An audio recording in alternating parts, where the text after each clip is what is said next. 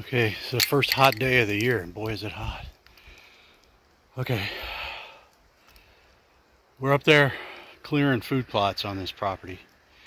And the next thing I'm going to do is mark the timber. There's a couple of pine plantations in here. This is loblolly pine in Pennsylvania. If you look behind me, there's no understory in here. But the pines are big enough now that we can harvest the first thinning.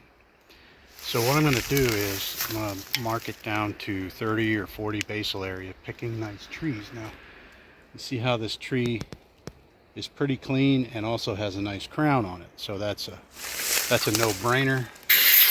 We mark that to leave. Trying not to get overspray on my glasses. And then what I do, since I've been doing this for decades, I don't need any tools or anything. I just eyeball everything. So that's one. And then as I stand here, I want to pick out 3 or 4 trees that also have the same characteristics. There's one over there, and that one's kind of limby, but let me get this one over here. So the idea is to get this thinned down to where all these hardwoods will be able to grow. You can see there's hardwoods all over in here, a lot of oak. But really, the idea is to thin it, get sunlight down on the forest floor. Then we're going to send a fire up through here. All of this pine and oak dust, when it's dry, see right now it's really thick, but it'll burn. Underneath there the soil's nice and cool and moist. This will burn off the top and leave a nice seed bed. And then we can put in here, you know, we'll put in native, we'll let the native stuff come up. But we may put some native warm season grasses in here. We may decide that we want to put some forage in. But what I'd like to see these guys do is to burn it every couple years. We could take this whole knob that's behind me and split it into 3 burn blocks.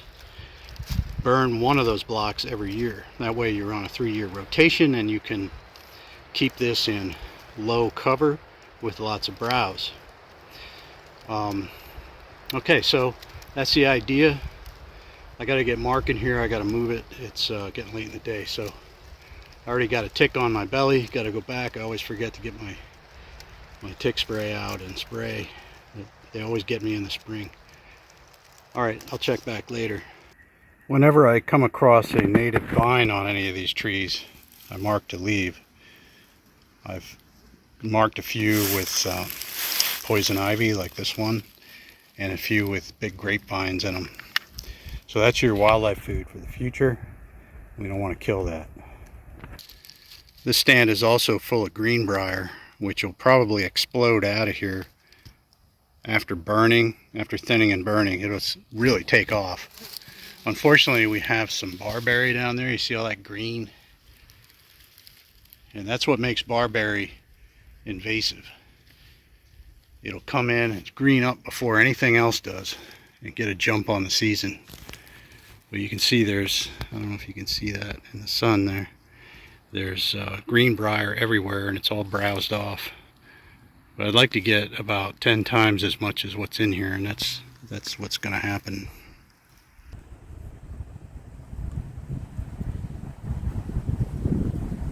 Grapevine. I mark these grapevines hoping that the operator won't chop them off accidentally. So that sucker's coming out of there, going up 2 different trees. So even though that's a crappy tree, I'll let that one slide. I'm gonna head up this gully and work the edge of this plantation.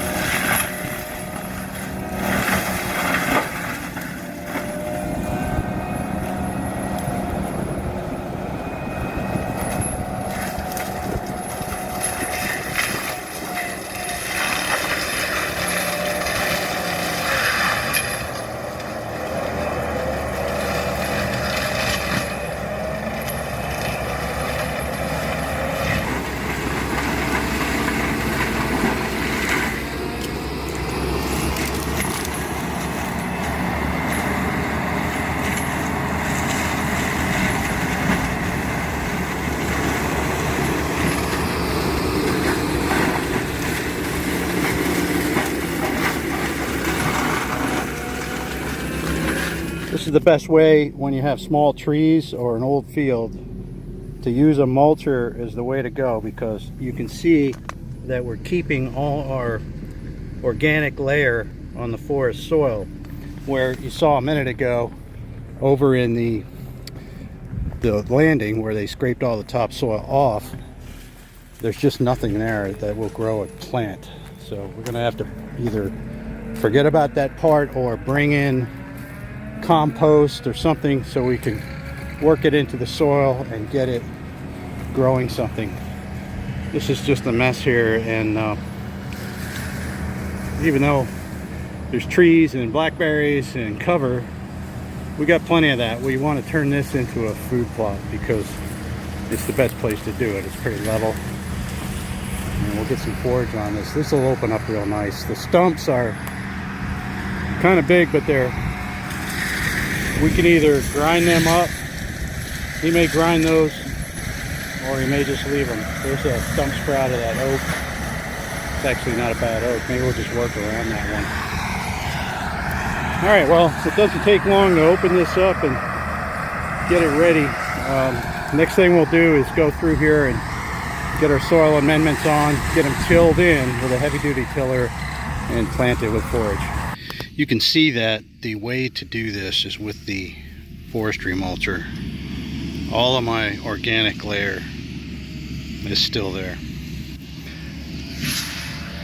All we got to do now is deep till this and put a little lime on it. We'll be ready to plant. Contrast that with taking a dozer and scraping off a landing like this. All your topsoil's down there, buried under subsoil and stone. This is all just pretty much a shale and shale gravel soil here, so you're not growing anything in this pit. So we may have to, we'll bring that stuff back over there, and I think what we'll do is just put warm season grasses here, since the neighbor's tree stand is over there. We might as well just put a blocking visual barrier here so that he can't be tempted to shoot at deer that are in this food plot over this way. Maybe we'll even leave this hill, and then that'll be a visual barrier, and the food plot will be here, and you'll be able to shoot the food plot from that nice stand. We might put some giant miscanthus around that so that you can sneak into it from down in that ravine over there to get in and out of it. We'll work this side too, and we'll get a trail going over. We'll make a food trail over to that stand over there. There's a little food plot, and we'll expand that and connect the two together.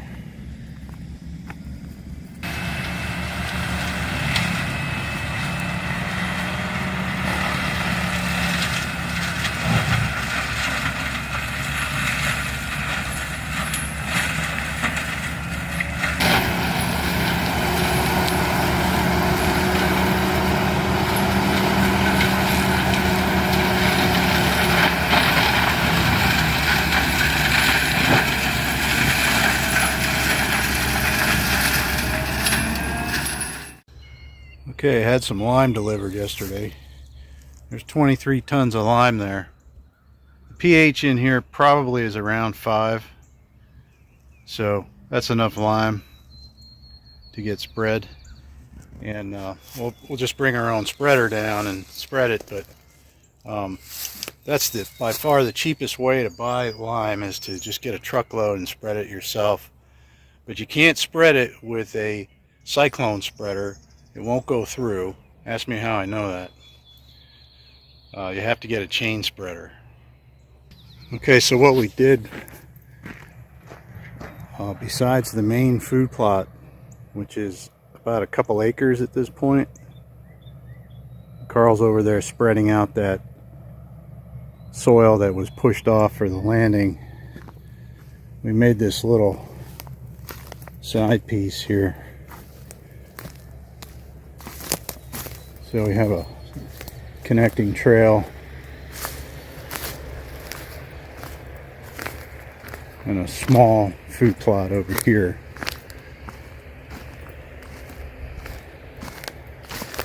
And I think the way to hunt this is to stay away from the big food plot and sneak up the road. You know, the road is over this hill, and probably climb into one of these pine trees. That way you can get in there without anything behind me knowing that you're around, and you can wait till the deer move out of here into the bigger food plot, theoretically, and climb down and leave without them knowing you're here.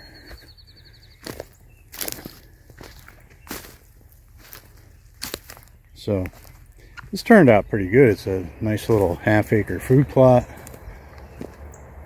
Lots of thick brush around, pine trees and regeneration hardwood. This is a tree that we can hang a licking branch from. So it might work pretty good, you know. Put a licking branch in that, you know, hang something down, or a rope, make a rope scrape or a grapevine or something. And it's a pretty long poke from that pine tree. So maybe that oak tree would be good. Cut a few of those pine branches off. That would be a nice 20-yard shot from there to here. Pretty good evening stand. I like it. This is turning out good. Look at those pines over there for screening. Pretty sweet. There's another trail going out that way. So there's good access points coming in right where you want to be. Scrape tree, stand tree. I like this a lot. Okay, so this is that pile that I was thinking about leaving but didn't. This is the topsoil that was pushed off the landing into a pile.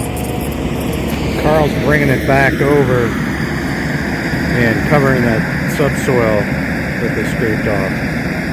So we should be able to grow something in here now. He's getting all the garbage out of here too that they left. I think by the time he pulls this little pile that's left back over, he should be able to recover that that landing, and then we'll bring the heavy tiller in, get the lime on, and get a cover crop on here. We'll get something growing. It's going to turn out nice.